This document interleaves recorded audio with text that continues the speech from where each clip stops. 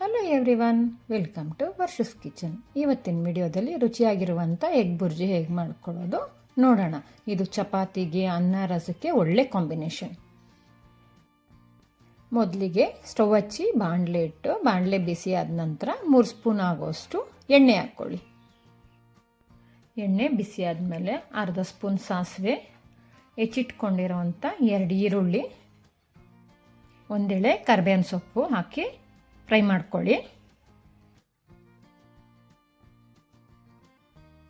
ಈರುಳ್ಳಿ ಸ್ವಲ್ಪ ಫ್ರೈ ಆದಮೇಲೆ ಹೆಚ್ಚಿಟ್ಕೊಂಡಿರೋಂಥ 1 ಟೊಮೆಟೊ ಹಾಕ್ಕೊಳ್ಳಿ. ರುಚಿಗೆ ತಕ್ಕಷ್ಟು ಉಪ್ಪು ಹಾಕಿ ಟೊಮೆಟೊ ಮೆತ್ತಗಾಗೋವರೆಗೂ ಫ್ರೈ ಮಾಡ್ಕೊಳ್ಳಿ.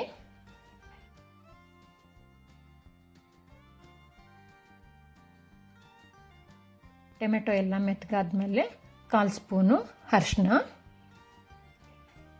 ಅರ್ಧ ಸ್ಪೂನು ಚಿಲ್ಲಿ ಪೌಡರು, ಅರ್ಧ ಸ್ಪೂನು ಧನಿಯಾ ಪೌಡರು, 1/4 ಸ್ಪೂನ್ ಆಗೋಷ್ಟು ಗರಂ ಮಸಾಲ ಪೌಡರ್ ಹಾಕಿ ಫ್ರೈ ಮಾಡ್ಕೊಳ್ಳಿ.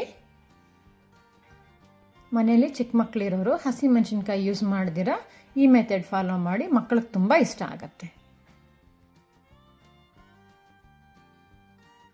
ಮಸಾಲ ಎಲ್ಲ ಫ್ರೈ ಆದಮೇಲೆ ನಾನಿಲ್ಲಿ 5 ಮೊಟ್ಟೆ ತೊಗೊಂಡಿದ್ದೀನಿ.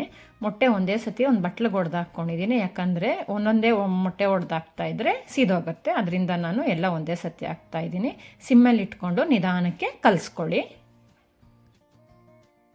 ಕೈ ಬಿಡ್ದಿರ ಕಲಿಸ್ಕೊತಾನೆ ಇರಿ, ಯಾಕಂದರೆ ಮೊಟ್ಟೆ ಬಾಣಲಿಗೆ ಅಂಟ್ಕೊಂಡ್ಬಿಡುತ್ತೆ, ಸೀದೋಗುತ್ತೆ. ಯಾವುದೇ ಕಾರಣಕ್ಕೂ ಹೈ ಫ್ಲೇಮಲ್ಲಿ ಇಡಬೇಡಿ, ಸಿಮ್ಮೇಲೇ ಇರಲಿ. ನೋಡಿ, ಈ ಥರ ಉದ್ರುದ್ರಾಗೋಷ್ಟು ಕಲಿಸ್ಕೊಳ್ಳಿ. ಇವಾಗ ಮೊಟ್ಟೆ ಬೆಂದಿದೆ. ಕೊನೆಯಲ್ಲಿ ಸಣ್ಣದಾಗಿ ಹೆಚ್ಚಿಟ್ಕೊಂಡಿರೋಂಥ ಕೊತ್ತಂಬರಿ ಸೊಪ್ಪು ಹಾಕಿ ಮಿಕ್ಸ್ ಮಾಡಿಕೊಂಡು ಸ್ಟವ್ ಆಫ್ ಮಾಡಿದ್ರೆ ರುಚಿಯಾಗಿರೋವಂಥ ಎಗ್ ಬುರ್ಜಿ ರೆಡಿಯಾಗಿದೆ. ನೀವು ಮನೇಲಿ ಒಮ್ಮೆ ಟ್ರೈ ಮಾಡಿ. ಅಡುಗೆ ಮಾಡಬೇಕು ಅಂತ ಮಾಡ್ದಿರ ಸ್ವಲ್ಪ ಪ್ರೀತಿ ಇಟ್ಟು ಮಾಡಿದ್ರೆ ಎಂಥ ಅಡುಗೆ ಆದರೂ ಸೂಪರಾಗಿ ಬರುತ್ತೆ.